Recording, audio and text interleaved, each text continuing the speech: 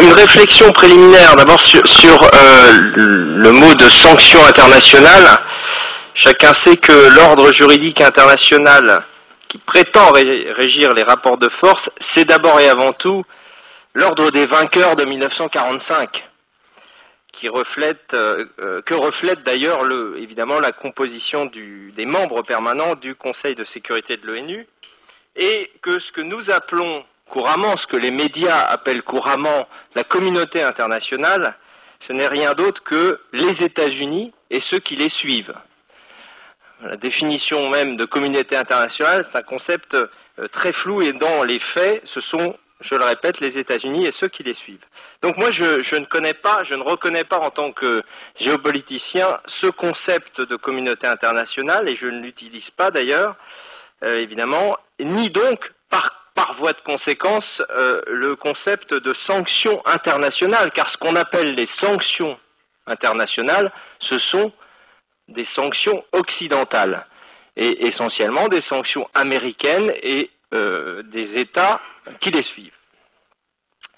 Ce sont des sanctions donc imposées par les puissants qui utilisent le droit international, qui est une réalité, bien sûr positive, qui utilisent le droit comme habillage de leur puissance.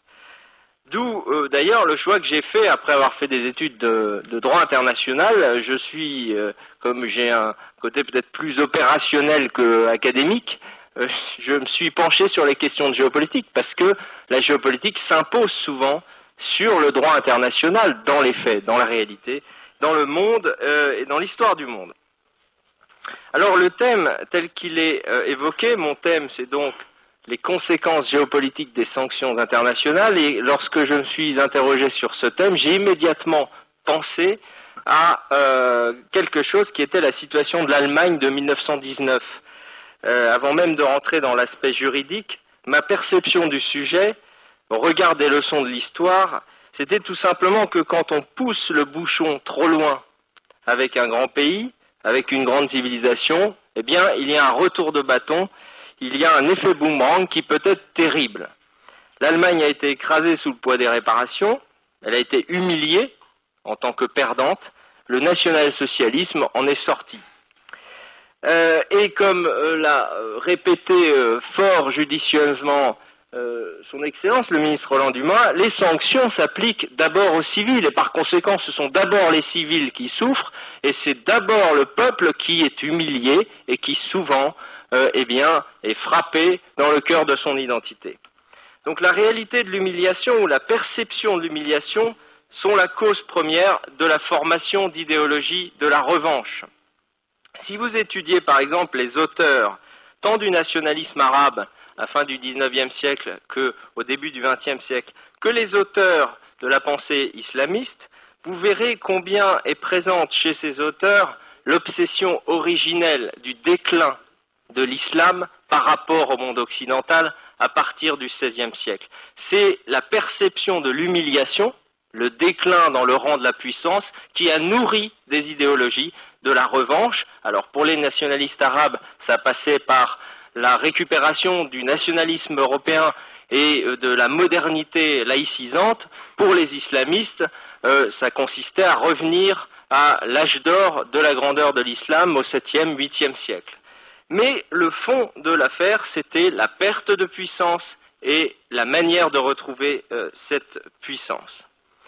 Alors les sanctions internationales, qui ne sont pas donc des sanctions internationales, comme je l'indiquais, dans les faits ce sont des sanctions occidentales, à mes yeux c'est d'abord un des volets, des multiples volets de l'ingérence. L'ingérence, c'est-à-dire l'agression sous de multiples formes d'une souveraineté étatique. Il y a plusieurs volets dans l'ingérence. Il y a le volet juridique, qui est donc celui des sanctions, mais il y a le volet qu'on pourrait appeler le volet de la guerre psychologique, de la guerre de l'information, qui consiste à fabriquer l'ennemi, à dire le bien et le mal, à désigner le bon et le méchant, et jusque dans les scénarios de films américains.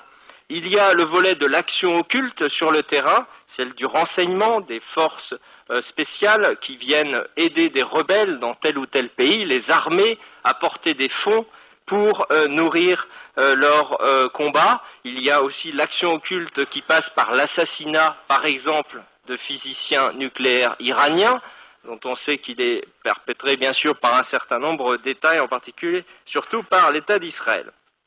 Alors les deux exemples que je vais aborder par rapport à cette question sur la conséquence des sanctions internationales, c'est l'Iran et la Syrie. Parce que dans les conséquences, de mon point de vue, il y a des conséquences différentes selon les deux pays, selon qu'on l'on considère l'Iran ou le cas de la Syrie. Dans les deux cas, il y a une forme d'agression caractérisée de la souveraineté, avec un habillage, l'artifice du droit international, mais les conséquences de nature géopolitique, je ne parle pas des conséquences de nature économique qui ont été évoquées, mais les conséquences de nature géopolitique sont, on va le voir, à mon sens, assez différentes. Pour l'Iran, d'abord, l'ingérence, de mon point de vue, et son volet sanctions contribuent au fond et paradoxalement à renforcer une nation qui dispose d'une cohérence forte. Elle renforce les dirigeants de cette nation, elle renforce la cohésion de la population autour de son régime et autour des solutions internes de développement. Et la raison pour laquelle les conséquences géopolitiques sont davantage le renforcement que l'affaiblissement, nonobstant la souffrance évidente des populations, le renforcement du point de vue de la cohésion identitaire de l'Iran et le renforcement du point de vue de la volonté nationale de bâtir par elle-même les voies de son propre développement technologique. Pourquoi ? Parce que l'Iran est un État-nation, un vieil État-nation, ou un empire, on pourrait en faire débat, nation ou empire. En tout cas, c'est, de mon point de vue aujourd'hui, un État-nation qui dispose de tous les atouts pour être, sans doute au XXIe siècle, la grande puissance du monde islamique, qui est aussi une puissance importante dans le concert des nations, qui dispose d'une civilisation ancienne. C'est important d'avoir traversé les siècles et d'avoir affronté des combats et d'avoir survécu. On a une histoire derrière soi, on a le temps long derrière soi, et donc on sait que l'on a survécu face à des épreuves terribles. C'est une démographie extraordinaire. Vous avez près de 40% de la population qui a moins de 20 ans. Songez à ce qui se passe aujourd'hui en Europe, ce déclin démographique qui affronte un remplacement de population, un processus de substitution de population extra-européenne. Donc nous ne sommes pas du tout dans cette configuration en Iran, qui a un avenir identitaire et démographique assuré. C'est une éducation, une élite éduquée, des ingénieurs disposant de capacités réelles, et un pays, on l'oublie, qui dispose de ressources énergétiques formidables. Troisième pour les réserves officielles, les réserves prouvées de pétrole, ils sont à 9,1%.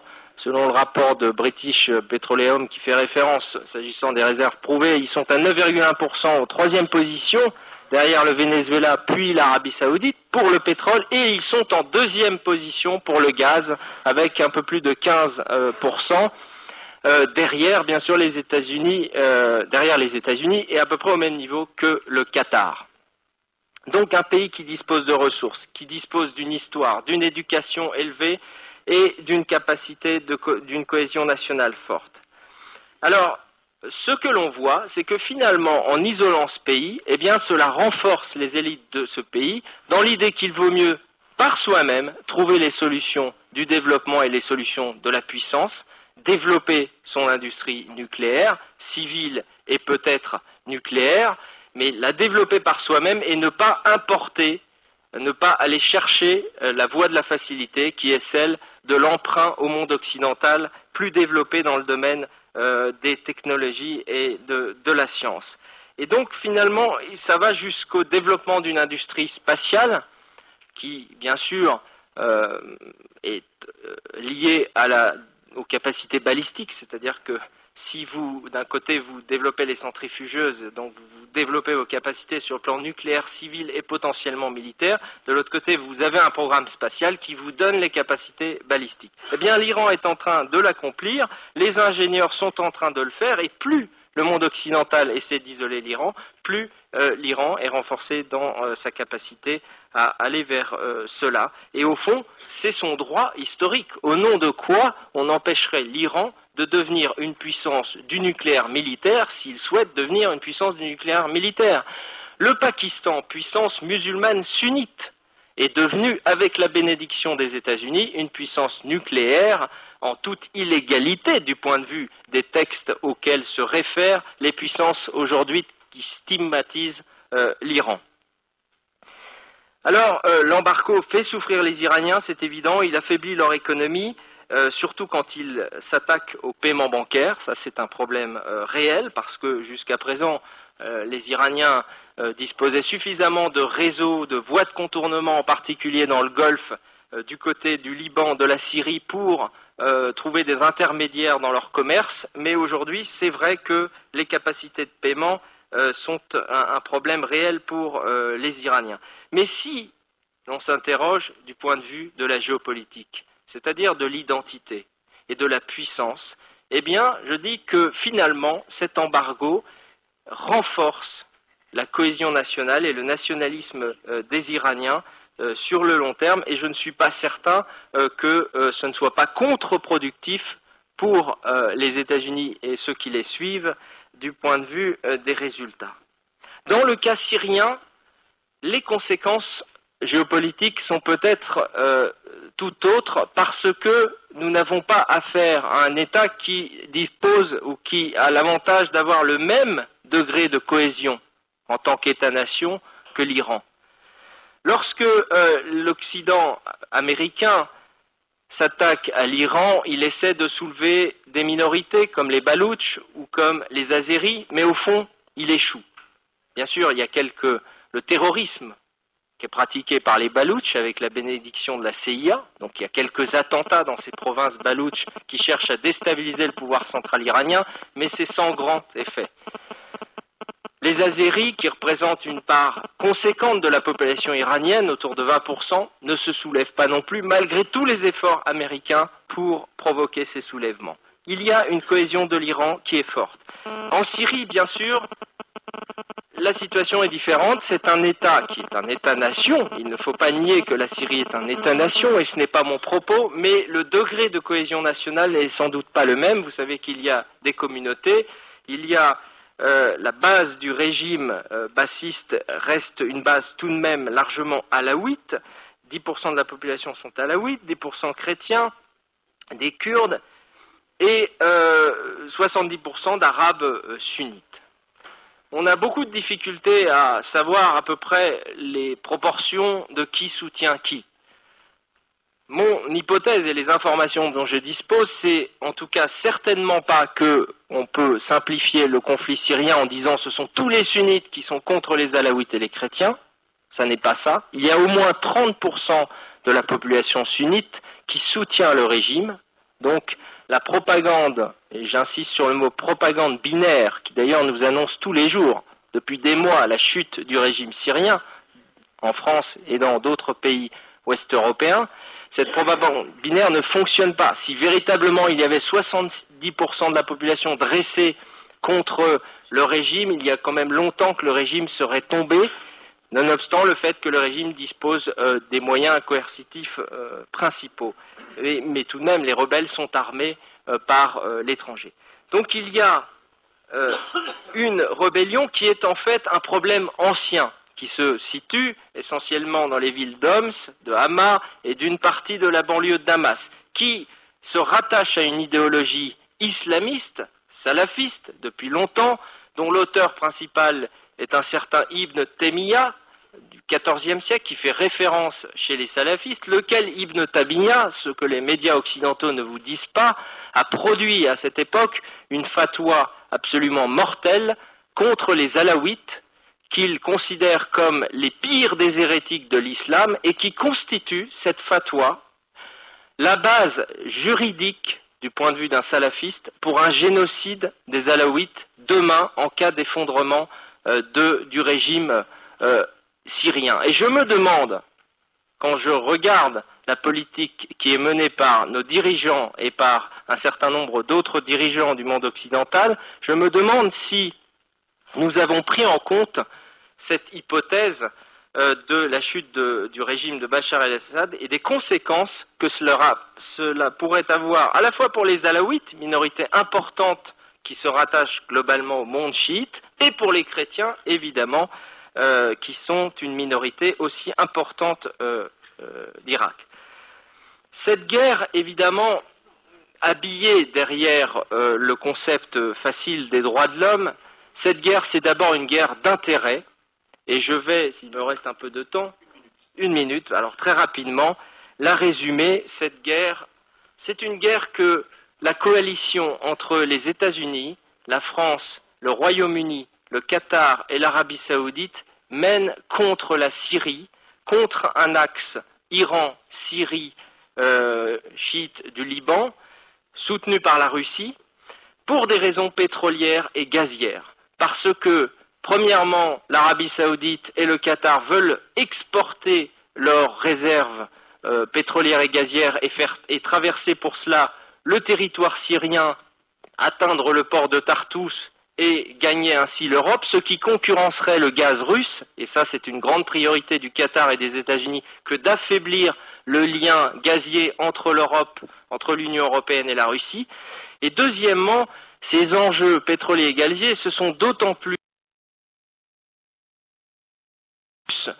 accrus ces derniers temps que depuis 2009, il y a des découvertes absolument formidables en matière de gaz en particulier, mais aussi de pétrole offshore dans le bassin du Levant, dans le bassin de la Méditerranée orientale, découvertes qui ont donné 100 ans, à partir de 2009-2010, 100 ans d'indépendance gazière à l'État d'Israël en une année, qui l'ont émancipé de l'Égypte, découvertes qui sont sans doute les plus formidables d'après le bureau même qu'on appelle l'UGCS, qui est un bureau de géologie américaine, de recensement des réserves pétrolières, et qui dit que la Syrie, en offshore, est probablement l'État de la Méditerranée qui dispose des réserves les plus importantes. Donc il s'agit d'une guerre de captation des ressources de la Syrie, de destruction de l'axe politique Iran, Syrie, Russie. Et je terminais en disant que derrière l'habillage, comme d'habitude, très western des relations internationales telles que la propagande occidentale a l'habitude de nous en donner l'image, il y a plusieurs guerres dans la guerre intérieure à la Syrie, la guerre entre l'OTAN et l'axe Russie-Chine, la guerre chiite-sunnite également, et évidemment, une fois de plus, nous voyons que la géopolitique se cache derrière l'habillage du droit international et du discours des droits de l'homme. Je vous remercie.